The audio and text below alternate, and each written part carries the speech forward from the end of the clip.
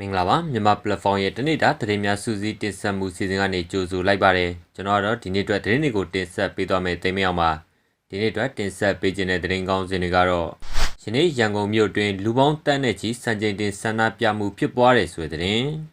ဆန္ဒပြလူအုပ်ကြီးကိုအင်အားသုံးပြီးအကြမ်းဖက်ဖြိုခွင်းမှာကိုစိုးရင်ကြောင်းကုလအရေးပေါ်ထုတ်ပြန်နေဆိုတဲ့သတင်းပြည်သူများရဲ့ဆန္ဒပြုထုတ်ဖော်တဲ့သဘောထားများကိုအလေးထားပေးရန် KIO တိုက်တွန်းနေဆိုတဲ့သတင်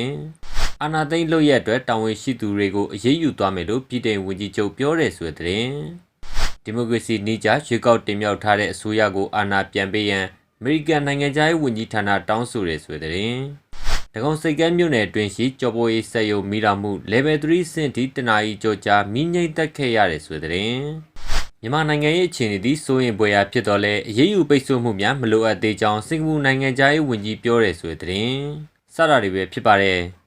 ယနေ့ရန်ကုန်မြို့တွင်လူပေါင်းတန်းနဲ့ချီစံချိန်တင်ဆန္ဒပြမှုဖြစ်ပွားတဲ့ဆိုတဲ့သတင်းကိုတင်ဆက်ပေးကြပါမယ်။ယနေ့ဖေဖော်ဝါရီလ18ရက်နေ့နနက်ပိုင်းချိန်ကစတင်ပြီးရန်ကုန်မြို့နယ်အတွင်းမှာလူပေါင်းတန်းနဲ့ချီပြီးစံချိန်တင်ဆန္ဒပြမှုဖြစ်ပွားခဲ့တယ်လို့သိရပါတယ်။ယနေ့ဖေဖော်ဝါရီလ18ရက်နေ့သည်တပ်မတော်ကနိုင်ငံတော်အာဏာအားလွှဲပြောင်းရယူခဲ့တဲ့18ရက်မြောက်နေ့ဖြစ်ပြီးယခုအခါမှာပြည်သူများရဲ့ဆန္ဒပြမှုများမှာလည်းရှိန်မြင့်တက်လျက်ရှိတာပါ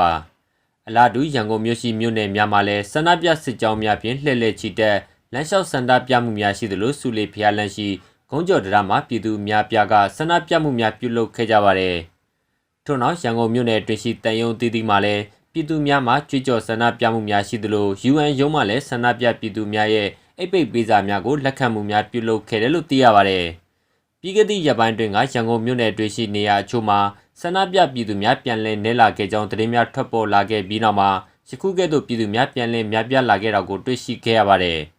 ထို့နောက်ယနေ့နနက်အစောပိုင်းချိန်ကလည်းရန်ကုန်မြို့နယ်အတွင်းရှိမြို့လေလမ်းမကြီးများအပါအဝင်တရားအချို့နဲ့လမ်းစုံအချို့မှာကားများအများပြားပြက်သည့်ဖြစ်စဉ်များလည်းဖြစ်ပွားခဲ့တာလည်းဖြစ်ပါတယ်။ဆန္ဒပြလူအုပ်ကြီးကိုအင်အားသုံးပြီးအကြမ်းဖက်ဖြိုခွင်းမှာကိုစိုးရင်ကြောင်းကုလအရေးပေါ်ထုတ်ပြန်တဲ့ဆွဲတဲ့ကိုတင်ဆက်ပေးကြပါမယ်။မြန်မာနိုင်ငံမှာလက်ရှိဖြစ်ပေါ်နေတဲ့လူခွင့်ရေးအခြေအနေတွေနဲ့ပတ်သက်ပြီးတော့မြန်မာနိုင်ငံဆိုင်ရာကုလအထူးကိုယ်စားလှယ်တွန်အင်ဒရူးစ်ကဖေဖော်ဝါရီလ16ရက်နေ့မှာအရေးပေါ်စီရင်ခံစာထုတ်ပြန်လိုက်ပါတယ်။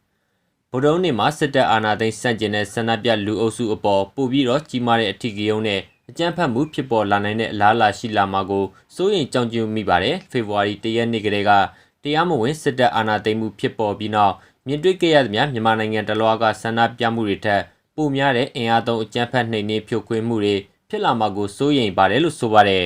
။အင်္ဂါနေ့တုန်းကအတိုင်ပင်ခံပုဂ္ဂိုလ်ဒေါ်ဆန်းစုကြည်နဲ့သမ္မတဦးဝင်းမြင့်တို့ကိုတရားရုံးထုတ်ခဲ့ပြီးတဲ့နောက်မှာဒီကနေ့ဗုဒ္ဓနေ့မှာလူအင်အားအလုံးရင်းနဲ့လမ်းမထွက်ဆန္ဒပြတောင်းဆိုကြဖို့တိုက်တွန်းနှိုးဆော်ကြောင်းတွေ့ရှိခဲ့တာဖြစ်တယ်လို့ဖော်ပြထားပါတယ်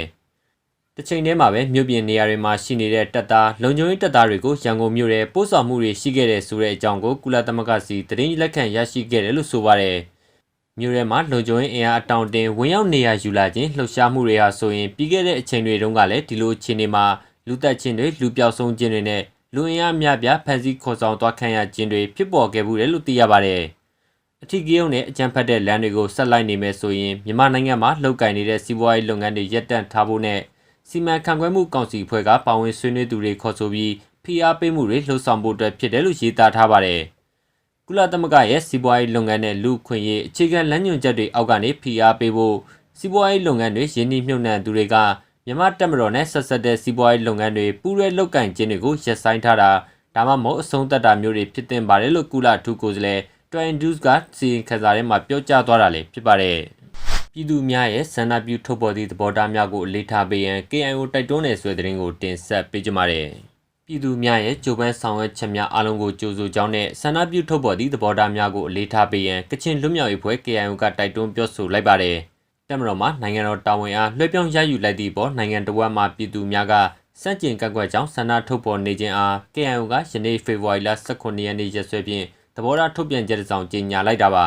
ဆက်လက်ပြီးတနိုင်ငံလုံးရှိဆန္ဒပြုထုတ်ဖော်သူများအားအကြမ်းဖက်နှိမ်နင်းခြင်းပြစ်ခတ်ဖြိုခွင်းခြင်းမပြုလုပ်ဘဲမှန်ကန်၍တရားသောနည်းလမ်းဖြင့်အလင်းမြန်ဖြည့်ရှင်းကြရန်လိုအပ်တယ်လို့ဆိုပါတယ်ဒါအပြင်လက်ရှိဖြစ်ပေါ်နေသောအခြေအနေအားပုံမှုရှုပ်ထွေးသွားစေရန်ကြံစည်လှုပ်ဆောင်မှုများမပြုလုပ်ကြရန်နဲ့ဖန်ဆီးထိန်းသိမ်းခြင်းများထပ်မံမပြုလုပ်ရန်လည်းလိုအပ်ကြောင်းသဘောထားထုတ်ပြန်ချက်မှာဖော်ပြထားပါတယ်ထို့နောက်ပြည်တွင်းပြည်ပအဖွဲ့အစည်းတည်တည်ရဲ့သဘောထားများနိုင်ငံတကာရဲ့တိုက်တွန်းချက်များအိန္ဒိယနိုင်ငံများရဲ့အကြံပြုချက်များအားတန်ဖိုးထားပြီး တနိုင်ငံလုံးမှာဖြစ်ပေါ်နေသောအခက်အခဲများကိုဝိုင်းဝန်းဖြေရှင်းကြရန်တိုက်တွန်းပြောဆိုထားတာလည်းဖြစ်ပါတယ်။အာဏာသိမ်းလုပ်ရက်အတွက်တာဝန်ရှိသူတွေကိုအရေးယူသွားမယ်လို့ပြည်ထောင်ဝန်ကြီးချုပ်ပြောတဲ့ဆိုတဲ့သတင်းကိုတင်ဆက်ပေးကြပါမယ်။မြန်မာပြည်သူလူထုနဲ့တူရက်တီဗီအာဏာသိမ်းလုပ်ရက်အတွက်တာဝန်ရှိသူတွေကိုအရေးယူသွားမှာဖြစ်တယ်လို့ပြည်ထောင်နိုင်ငံဝန်ကြီးချုပ်ဘော်ရစ်ဂျင်ဆန်ကတွစ်တာမှာပြောကြားခဲ့ကြောင်းပြည်ထောင်နိုင်ငံတန်ယုံကထုတ်ပြန်လိုက်ပါတယ်။လက်ရှိချိန်မှာနိုင်ငံတွင်းပြည်သူများကတပ်မတော်မှနိုင်ငံတော်တာဝန်လွှဲပြောင်းရယူလိုက်ခြင်းဘောကန့်ကွက်ဆန္ဒပြမှုများပြုလုပ်နေခြင်းနဲ့ဆက်လင်းပြီးပြည်ထောင်ဝန်ကြီးချုပ်ကပြောကြားလိုက်တာပါ။ဆက်လက်ပြီးတိုင်ပင်ခံပုဂ္ဂိုလ်ဒေါ်အောင်ဆန်းစုကြည်အပေါ်ထပ်တိုးပုံမှန်နဲ့ဆွေးချက်တင်ထားတာတွေဟာတပ်မတော်ရဲ့မမှန်မကန်လောက်ကျန်ဖန်တီးခြင်းဖြစ်တယ်လို့လည်းပြောကြားထားပါတယ်။ဒါအပြင်ယခုကဲ့သို့လှုပ်ဆောင်ခြင်းသည်ဒေါ်အောင်ဆန်းစုကြည်ရဲ့လူခွင့်ရေးကိုတိတိကျကျထင်ထင်ရှားရှားချိုးဖောက်လိုက်သည့်လှုပ်ဆောင်ချက်ဖြစ်တယ်လို့လည်းထည့်သွင်းပြောကြားထားပါတယ်။ဖေဖော်ဝါရီလ1ရက်နေ့မှာဖမ်းဆီးခြင်းခံခဲ့ရတဲ့ဒေါ်အောင်ဆန်းစုကြည်ကိုရခိုင်ကပုဂ္ဂိုလ်သွင်းကုန်ဥပဒေဖြင့်အရေးယူခဲ့ရမှာဖေဖော်ဝါရီလ16ရက်နေ့ကရုံးချိန်မှာတဘာဝဘေးရန်နယ်ဆိုင်ရာစီမံခန့်ခွဲမှုဥပဒေဖြင့်ထပ်တိုးဆွဲဆိုခဲ့တာလည်းဖြစ်ပါတယ်။ဒီမိုကရေစီနည်းကျရွေးကောက်တင်မြှောက်ထားတဲ့အစိုးရကိုအာဏာပြန်ပေးရန်အမေရိကန်နိုင်ငံသားရေးဝန်ကြီးဌာနတောင်းဆိုတဲ့ဆွေးနွေးကိုတင်ဆက်ပေးကြပါမယ်။ဒီမိုကရေစီနည်းကျရွေးကောက်တင်မြှောက်ထားတဲ့အစိုးရကိုအာဏာပြန်ပေးရန်အမေရိကန်နိုင်ငံသားရေးဝန်ကြီးဌာနမှပြောခွင့်ရပုဂ္ဂိုလ် Ned Price ကပြောကြားလိုက်ကြောင်းအမေရိကန်တန်ယုံရဲ့သတင်းထုတ်ပြန်ချက်အရသိရပါတယ်။ယခုချိန်မှာတပ်မတော်မှနိုင်ငံတော်တာဝန်အားလွှဲပြောင်းရယူခဲ့သည့်ကာလသည်18ရက်မြောက်နေ့ထိရှိလာပြီဖြစ်သလိုပြည်သူများရဲ့ကန့်ကွက်ဆန္ဒထုတ်ပေါ်မှုများသည်လည်းအရှိန်မြင့်တက်လျက်ရှိတာပါမြန်မာစစ်တပ်အနေနဲ့မတရားဖမ်းဆီးထိန်းသိမ်းထားတဲ့အရက်သားနိုင်ငံရေးကောင်းဆောင်တွေသတင်းသမားတွေတက်ကြွလှုပ်ရှားသူတွေနဲ့တခြားအရက်ဖက်လူမှုအဖွဲ့အစည်းကပုဂ္ဂိုလ်တွေအကုန်လုံးကိုချက်ချင်းပြန်လွှတ်ပေးရန်လည်းပြောကြားထားပါတယ်နိုင်ငံတော်ရဲ့တိုင်ပင်ခံပုဂ္ဂိုလ်ဒေါ်အောင်ဆန်းစုကြည်ပေါ်ထပ်တိုးအမှုနဲ့တရားစွဲဆိုတာကိုသိရတဲ့အတွက်ကျွန်တော်တို့အနေနဲ့စိတ်ပြတ်တော့ကဖြစ်ရပါတယ်လို့ထပ်ပါပုဂ္ဂိုလ်ကထပ်မံပြောပါတယ်ထို့နောက်အမေရိကန်သမ္မတပြောကြားခဲ့သလိုစစ်တပ်ကအာဏာသိမ်းမှုသည်နိုင်ငံတော်ရဲ့ဒီမိုကရေစီအသွင်ကူးပြောင်းရေးနဲ့တရားဥပဒေစိုးမိုးရေးကိုတိုက်ရိုက်ထိပါတိုက်ခိုက်ချေမှုန်းတာဖြစ်တယ်လို့လည်းထည့်သွင်းပြောကြားထားကြောင်းတန်ယုံရဲ့ထုတ်ပြန်ချက်မှာဖော်ပြထားတာလည်းဖြစ်ပါတယ်။ဒဂုံစိတ်ကမ်းမြို့နယ်အတွင်းရှိကြော်ပိုးရေးဆက်ရုံမိလောင်မှု level 3အဆင့်ထိတနာရီကျော်ကြာမိငိမ့်တက်ခဲ့ရတဲ့ဆိုတဲ့သတင်းကိုတင်ဆက်ပေးကြပါမယ်။ရန်ကုန်တိုင်းဒဂုံစိတ်ကမ်းမြို့နယ်အတွင်းရှိကြော်ပိုးရေးဆက်ရုံတရုံမှာမိလောင်မှုဖြစ်ပွားခဲ့ပြီး level 3အဆင့်ထိငိမ့်တက်ခဲ့ရတယ်လို့မြန်မာနိုင်ငံမိသက်တပ်ဖွဲ့ရဲ့သတင်းတွေအရသိရပါတယ်။အဆိုပါမီးလောင်ကျွမ်းမှုသည်ယနေ့ဖေဖော်ဝါရီလ18ရက်နေ့နေ့လယ်2:10မိနစ်ချိန်ကစတင်ပြီးဒဂုံစိတ်ကမ်းမြို့နယ်93ရပ်ကွက်ရှိဥပိုးလိုင်လမ်းမှာမီးလောင်ကျွမ်းမှုဖြစ်ပွားခဲ့တာပါထိုမီးလောင်ကျွမ်းမှုသည်အုတ်ထရီကျော်ပိုးရေးဆက်ရုံမှာမီးလောင်မှုဖြစ်ပွားခဲ့ပြီးနေ့လယ်2:20မိနစ်20ချိန်မှာ level 3ရင်အုပ်စုများဖြင့်ထွက်ခွာငြိမ့်သက်ခဲ့ရတယ်လို့သိရပါတယ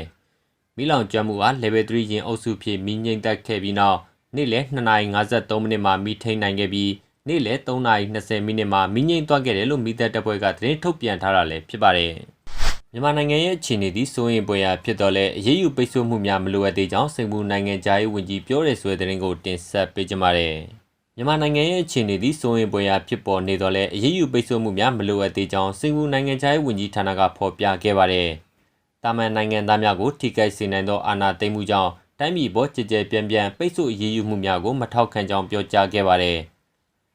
ဖေဖော်ဝါရီလ1ရက်နေ့မှာအာဏာသိမ်းယူခဲ့သောအာဏာရစစ်ကောင်စီနဲ့ညှိနှိုင်းဆွေးနွေးမှုများပြုလုပ်နိုင်ရန်အတွက်လွှတ်တော်သို့မိန့်ခွန်းပြောကြားရမှာဒေါ်အောင်ဆန်းစုကြည်နဲ့ဦးဝင်းမြင့်တို့အပါအဝင်အကျဉ်းသားများအားလွှတ်ပေးနိုင်မည်ဟုမျှော်လင့်ကြောင်းနိုင်ငံခြားရေးဝန်ကြီးဗီဗီယန်ဘာဂရီရှန်နန်ကပြောကြားခဲ့ပါတယ်။မြန်မာနိုင်ငံမှာအဓိကယင်းနှိမ့်မြှုပ်နှံသူဖြစ်သောစင်ကာပူသည်ဆန္ဒပြပွဲများအတွင်းအကြမ်းဖက်တိုက်ခိုက်မှုများအစိုးရဝန်ထမ်းများအားဖမ်းဆီးခြင်းအင်တာနက်ပြတ်တောက်ခြင်းနဲ့တပ်များတပ်ဖြန့်ချထားခြင်းနဲ့မြို့ရင်းလမ်းများပေါ်မှာတန်ကြပ်ကားနဲ့ပတ်သက်ပြီးစိုးရိမ်ပူပန်ကြောင်းဘာဂရီရှန်နန်ကပြောပါတယ်။ဒါတွေကစိုးရိမ်ပွဲရာတိုးတက်မှုတွေပါအာဏာပိုင်တွေကိုအစွမ်းကုန်ထိန်းသိမ်းဖို့တိုက်တွန်းပါတယ်။သူတို့ကအခြေအနေကိုပုံမဆိုးရွားလာအောင်အရေးပေါ်ဆင်တွေလုပ်မယ်လို့မျှော်လင့်ပါတယ်။လက်နက်မဲ့အရက်သားများအပေါ်အကြမ်းဖက်မှုရှိတဲ့မှာငြိမ်းချမ်းတဲ့ဖြစ်ရှင်မှုရှိလိမ့်မယ်လို့မျှော်လင့်ပါတယ်လို့စင်ကာပူနိုင်ငံသားရေးဝန်ကြီးကပြောဆိုခဲ့တာလည်းဖြစ်ပါတယ်။ဟုတ်ကဲ့ပါကျွန်တော်တို့ရဲ့တနေ့တာသတင်းများစူးစီးတင်ဆက်မှုစီစဉ်ကိုတင်းလာနေမှာတောက်ကြနေသည့်ညနေ6:00နာရီခွဲချိန်မှာတင်ဆက်ပေးနေပါတယ်ကျေးဇူးတင်ပါတယ်